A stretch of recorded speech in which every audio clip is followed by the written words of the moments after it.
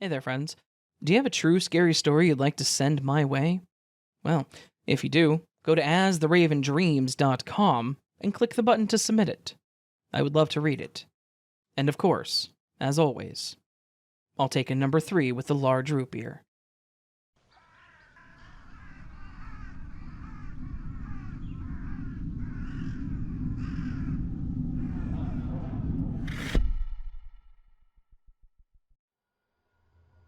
This experience is one that I've kept to myself for a very long time. And I've always wanted to put it out there, but I've always had this concern of people telling me that I was lying or was just making it up. I will say that I am not making this up at all. It may sound like a crazy story, but it is something that happened to myself and my cousin when we were much younger. I'm not much of an author, so if the story feels a bit stiff, I do apologize. I'll try my best to make this detailed and written well enough. But this is the story of the night that my cousin and I believe we ran into the Jersey Devil out in the Pine Barrens. As I've said, I was spending my time with my cousin back when I was about 20. While I was there, we had made plans to go on this camping trip as a way to wrap up our summer. As is only natural, when you're in that part of New Jersey, I had told him that I wanted to spend a few nights in the Pine Barrens, an area notorious for those urban legends about how creepy the woods can be. We were fully aware of all the stories about the Jersey Devil, but being that age, and with him having lived there, we all thought that it was just a joke, or a story to tell to kids to keep them out of the woods. When we got to our destination, a spot that was a bit secluded, far away from other places, and we settled in for the night. The first day was great. We did some hiking, cooked up our food over a small fire, and we turned in pretty early. The second day, we spent a lot of time out enjoying the weather, and we had broken out our case of beer, so that we could party a bit over the campfire. That was honestly the overall plan of the trip. I was 20, my cousin was 22, so we planned on going out into the woods to get drunk and have a good time. That night, we started drinking and sitting around the fire, and my cousin started telling me about his plans for college, how he had actually gotten a scholarship for whatever sport it was that he played, and in the middle of this sentence, we both paused and looked into the trees. The silence of the forest was broken by a weird sound, a high-pitched scream mixed in with a low growling sound. When we both heard it, I mentioned that it was probably just a wounded fox, that they make some really creepy noises, and it was most likely just that. My cousin laughed and said that it was creepy as hell, and then we heard it again. Except, this time, the higher-pitched tone was less prominent, and the growling was way louder. I then said that we should probably just go ahead and get to sleep. Part of me wanted to just ignore the sound and not think about it. My cousin agreed, and we got into the tents and went to sleep. After a bit, I did doze off, but I was woken up by that same sound again, probably around an hour or so later. I heard it, and my eyes shot open, like an instinctual reaction to the sound, like my body was telling me, hey, you need to wake up and be scared. I just stayed there on the sleeping bag for a few seconds, staring up at the ceiling of the tent, thinking about whether or not this thing was actually a threat, when I started hearing footsteps near the tents. I glanced over to where I thought they were coming from, and sure enough, there was something there. The steps were a bit heavy as this thing approached. I started to get hit with this heavy fear when I saw a hand-like appendage pressing against the fabric of the tent, almost like it was rubbing it, trying to figure out what it was. The thick fabric crinkled and folded slightly as this thing started pushing against the walls, and then the top. I just sat there thinking, it'll lose interest, right? It'll walk away. Thankfully, it did lose interest after a while, and it did start walking away.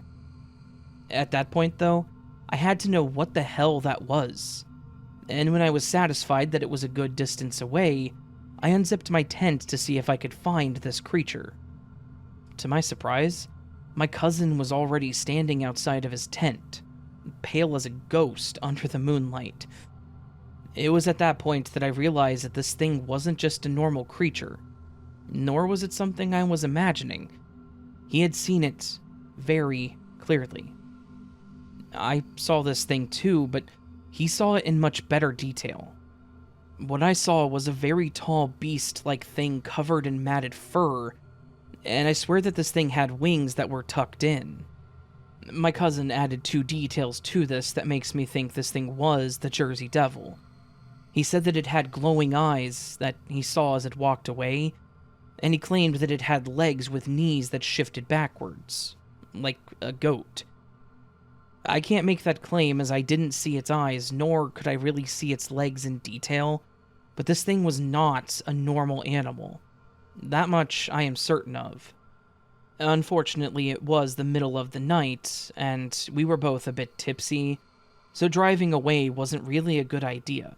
We both made a conscious decision to start our fire back up and just wait the night out, and then drive away when we were sobered up in the morning. When the sun came up, we got our stuff together and got the hell out of Dodge. To this day, I'm convinced that what we encountered that night was the infamous Jersey Devil. I can't explain what it was or why it chose to check out our little camp like it had, but I'm grateful that it didn't go any further, or decide that it wanted us, and not just to check our tents out. I know that nothing really happened to us, thankfully, but it was still a scary moment. That was the only time we ever camped out in the Pine Barrens, and I will never forget that thing, whether it was the Jersey Devil or not.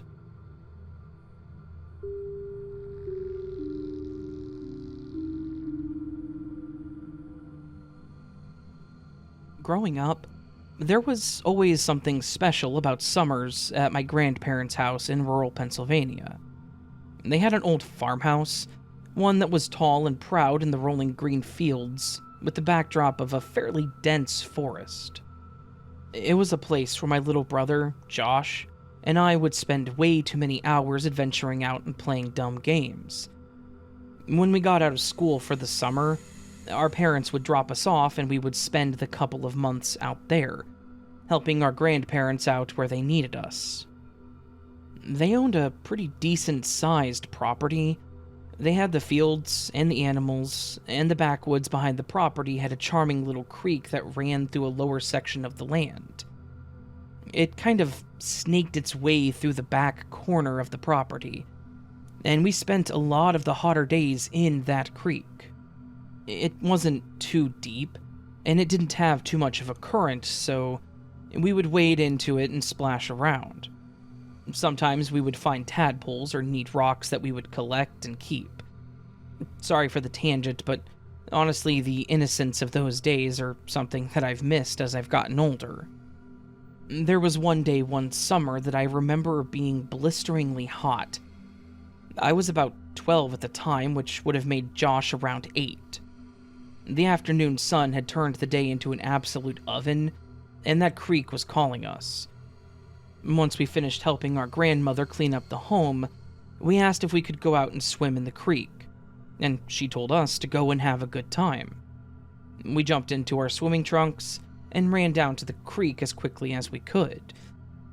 We'd been splashing around for a while, just having a great time with each other and enjoying the cool waters. Around then is when I thought I had seen something a bit down the way in the stream. There was something that was there, but I couldn't really tell what it was. We typically only ever swam around in this spot in the creek, mostly because we didn't want to leave the property, but I was a little curious and intrigued on what was out there. So, as little boys do, I took the initiative to investigate what this thing was in the creek with us. Josh, of course, followed closely behind me. The closer that we got, the more it dawned on me that I really didn't know what the hell this thing was. This thing was decently sized. At first, I thought that it could have been some kind of giant rat, or maybe some kind of a beaver. I don't even know if beavers live in Pennsylvania, but I just remember thinking that beavers were large and weird looking like this thing. We kind of pushed over to the side of the creek as we got a bit closer, just watching this thing doing whatever it was doing in the water. The closer we got, the more I noticed that this thing wasn't really rat-like. It looked more like a really hunched-over person. You know how Gollum would crouch down in Lord of the Rings? It kind of looked like that, but it was covered in coarse fur like a rat. It did have some parts that weren't covered in fur, like the hands and the face, and I could see that it had this weird, gray-green, leathery skin. Its arms looked like they were too long for its body. Its fingers ended in these hooked-like claws that were short, but still looked deadly. We just stood there watching this thing as it seemed to forage through the pebbles in the creek bed, picking one up every once in a while and then tossing it back down. Then it looked over in our direction. This thing had a face that honestly haunts me. It was dominated by these large, bulbous eyes that were pitch black, and it had a small mouth filled with teeth, and it was moving it non-stop. Like it was speaking, but it wasn't making any noise. Seeing it look at us, my initial curiosity and fascination were immediately replaced by fear. I could see that Josh was just as scared as I was. As we stared at it, and it stared at us, it dropped what it had in its hand, and it seemed to shift its attention our way.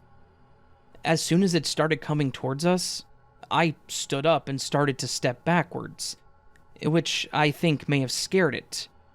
Like, it was initially curious about us, but when we were no longer hunched over, it started to see us as a threat. It stopped approaching us and turned away, and we watched as this thing scurried out of the creek and then darted into the dense underbrush that lines the stream. We stood there in what I can only call shocked silence, neither of us really even breathing as we just stared at where it had run off to. After a couple of seconds, we both agreed that we needed to get out of there and get home. We ran back to the farmhouse and we tried to explain what we had seen to my grandmother, but she just laughed and told us that it was probably just a squirrel or something.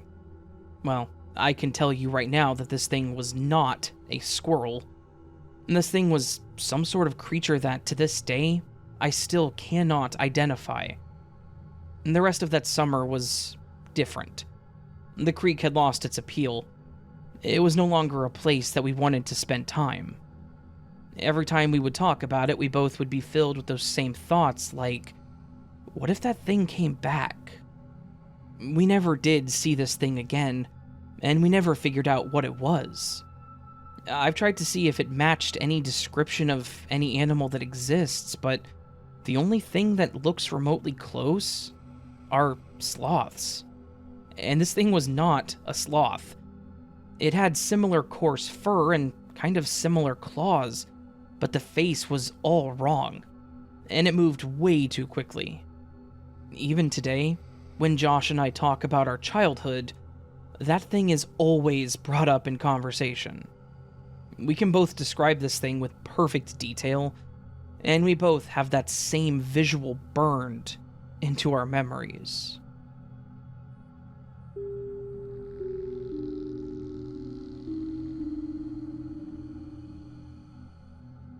You know how some encounters in life are so extraordinary that they become sharply etched into your memory, completely refusing to go away, no matter how much time passes?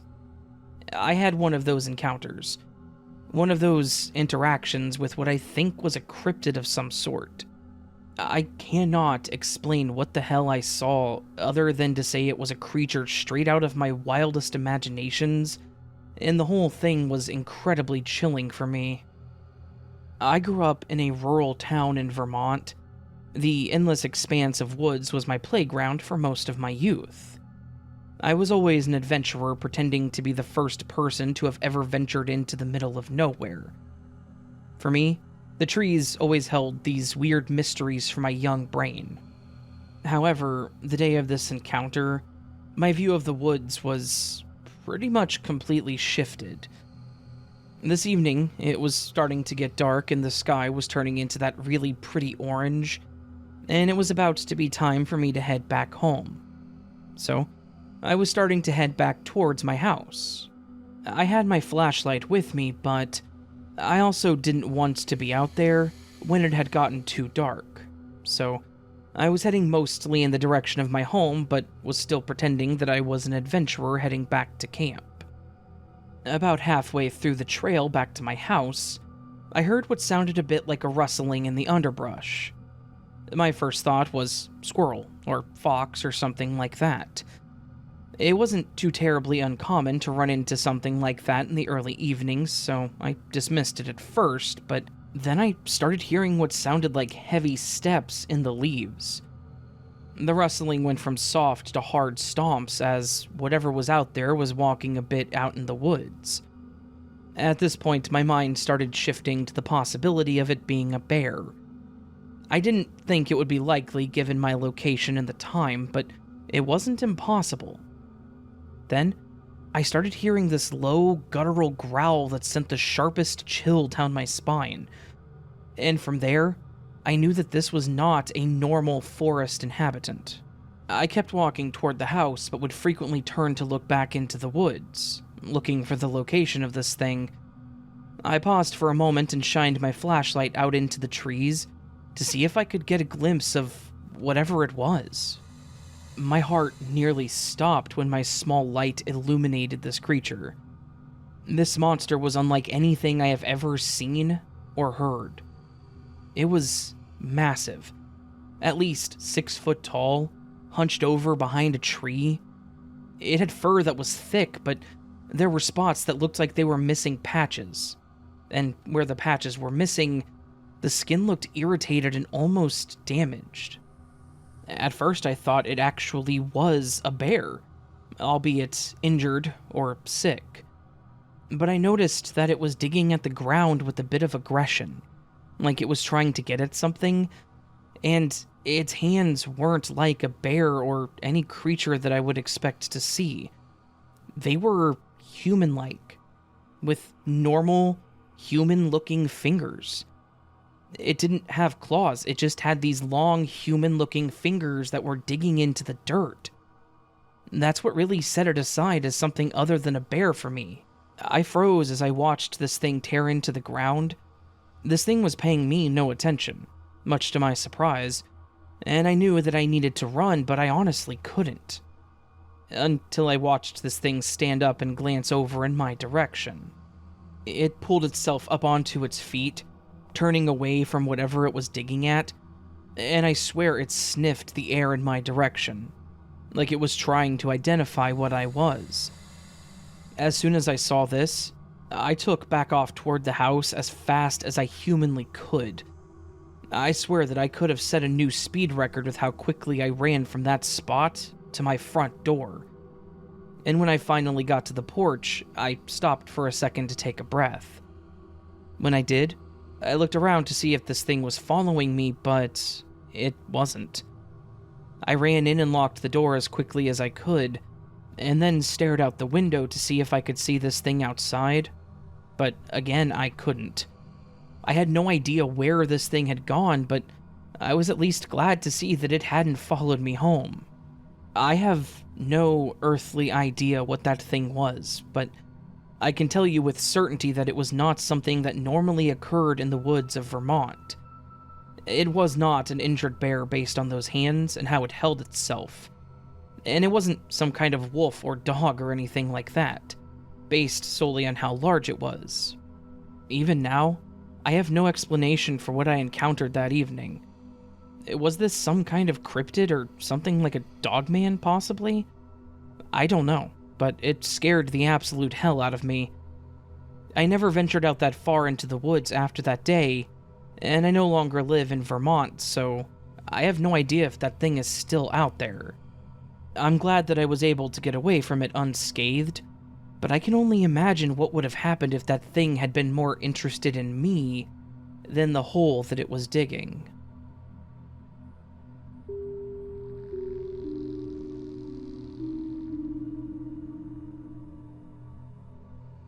My name is Brooke, and I live in Ireland. As a kid, I would visit my uncle on his farm down in Cork. During the story, I was about 7. My uncle was 46, my aunt was 45, and their kids were 30, 28, 25, 23, 16, and 8. Note that even though I call them aunt, uncle, and cousins, they're not really part of the family. They're those type of family friends who bluff the line between familial and just platonic. I was outside with my 2 youngest cousins as we played football. As we played, I kicked the ball into a well that was on the farm, and when it hit that well, my cousin went pale. The well was boarded up and the wood was rotten and breaking apart to begin with. And the ball hitting it, it was the straw on the camel's back. My cousin ushered the 2 of us inside as he told my uncle and aunt what happened. That night I was sent to sleep with my 30-year-old cousin because he was the safest to be with. I found this confusing as usually I slept on the couch.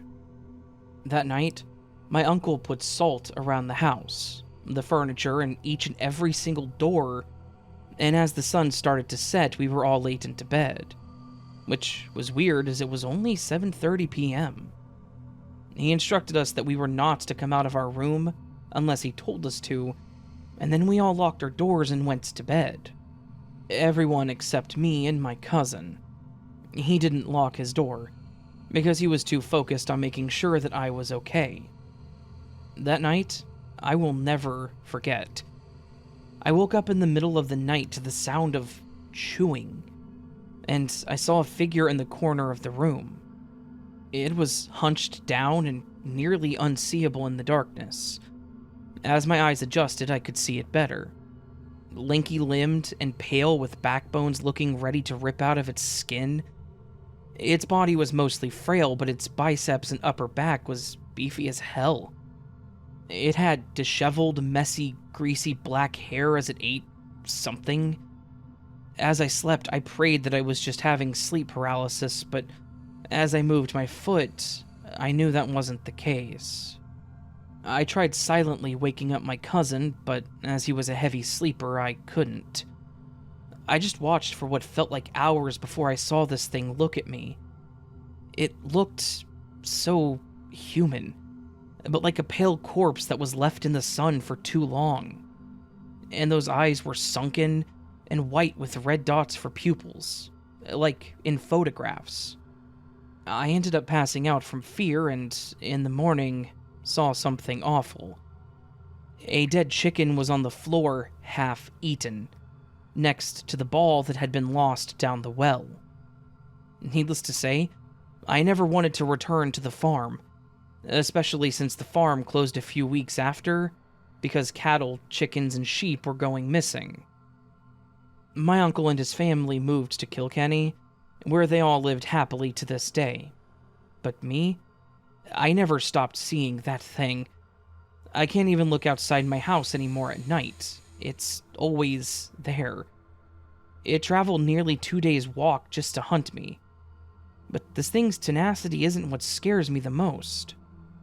It looked human, but it certainly wasn't. So, logically, it must be some sort of monster. And a monster is just an animal that we don't understand, and if it's an animal, that means it has a species. And if it has a species, that must mean that there's more of them somewhere.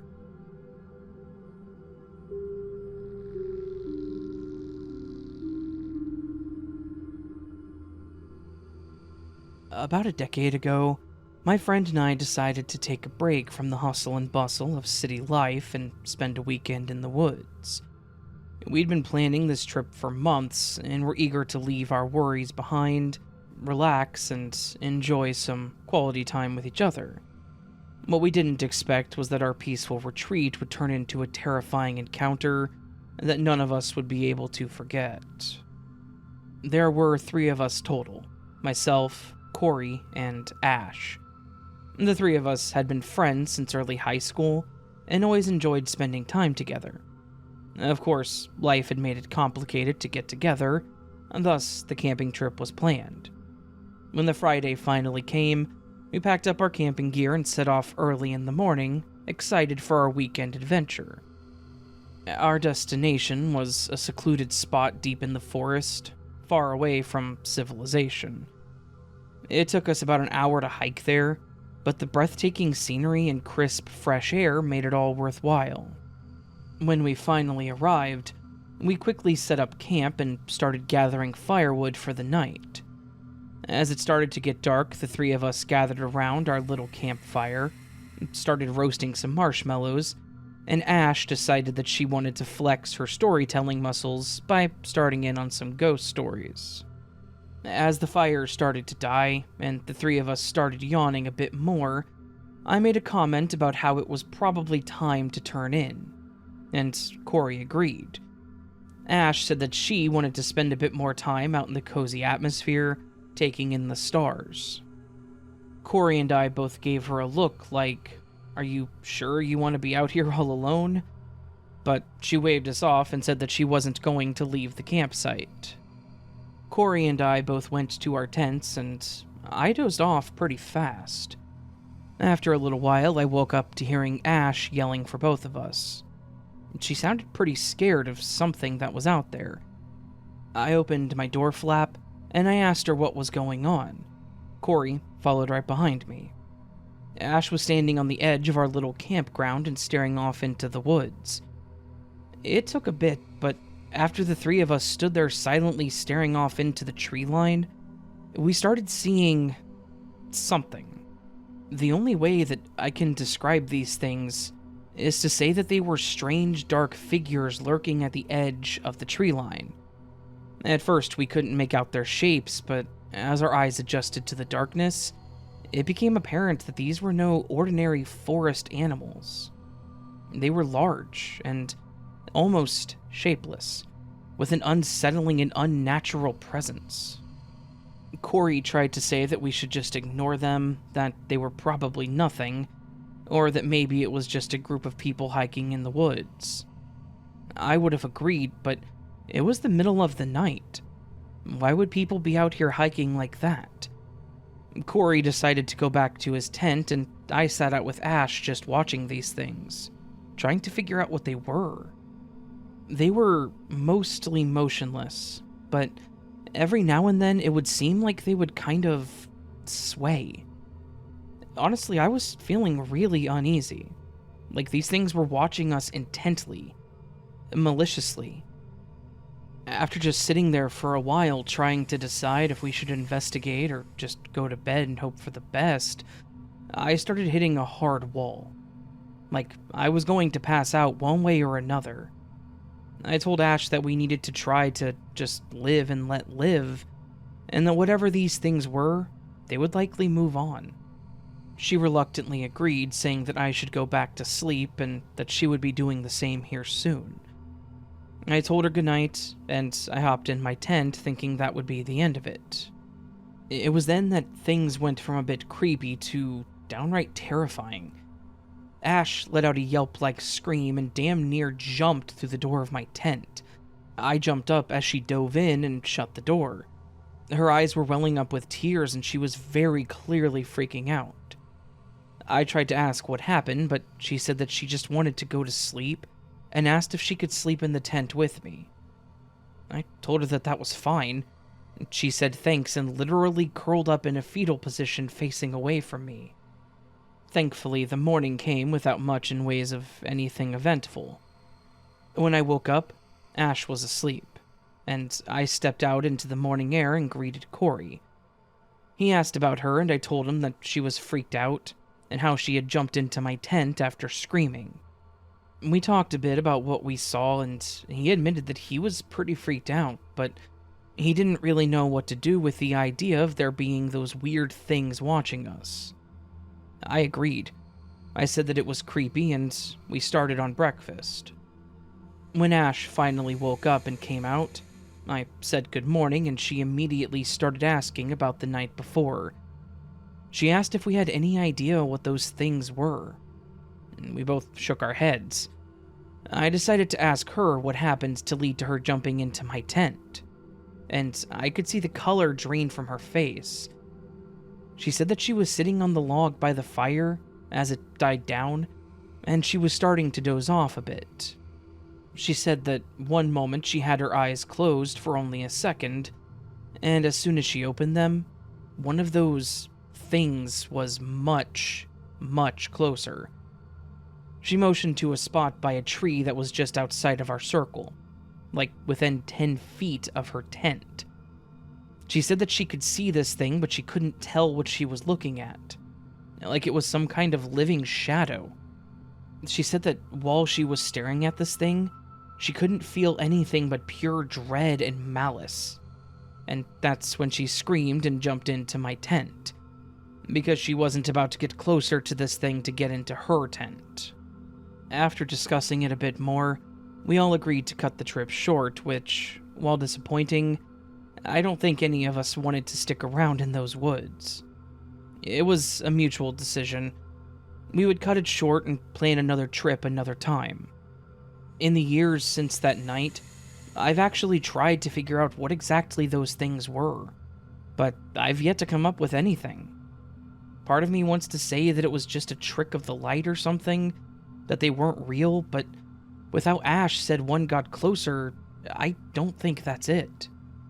I don't think we're ever going to know the truth as to what they were, but I think they may have been some kind of supernatural entity that resided in the woods. That's just my uneducated opinion. The three of us are all still close friends, obviously, but we've all opted to not really speak about that night. We decided it's best to put the experience behind us, but it's definitely difficult to forget what we experienced. And, of course, the lingering questions about the whole situation. Still, on some nights when I'm home alone, I'll look out my window and almost half expect one of those things to be standing there watching me. Thankfully, it hasn't happened yet, and I may sound paranoid, but there's always that chance that one day I'll look outside my bedroom window and it'll just be there watching me.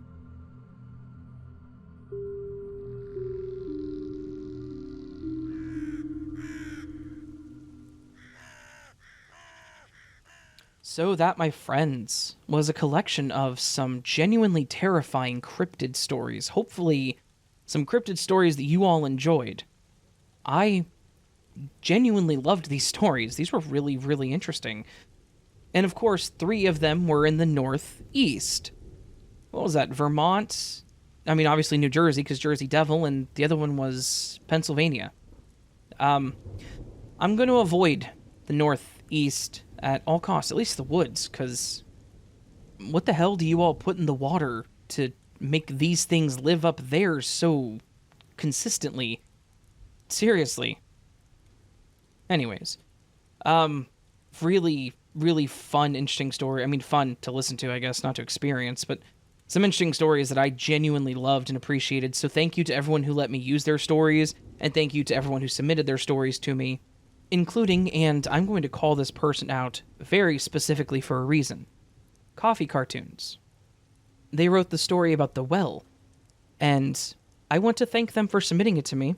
This is the 3rd story they've submitted to me, and the reason I'm calling them out specifically is because they had a story in my 2nd video, back in December of 2019, my literal 2nd video, and they have been around commenting and listening and just supporting since literally day 2, so Coffee, thank you so very much for being an amazing person, and thank you for sending me that story, because whatever you woke up in that well, yeah, I hope that it doesn't ever take you.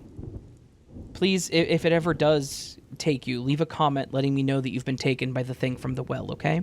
Anyways, friends, if you enjoyed the video, please hit that thumbs up button. If you're new to the channel and liked what you heard, please consider subscribing. It does help tremendously. And If you would like or feel so bold, leave me a comment down below letting me know your thoughts. Do you live in the Northeast? Have you ever seen anything weird? Do you never see anything weird?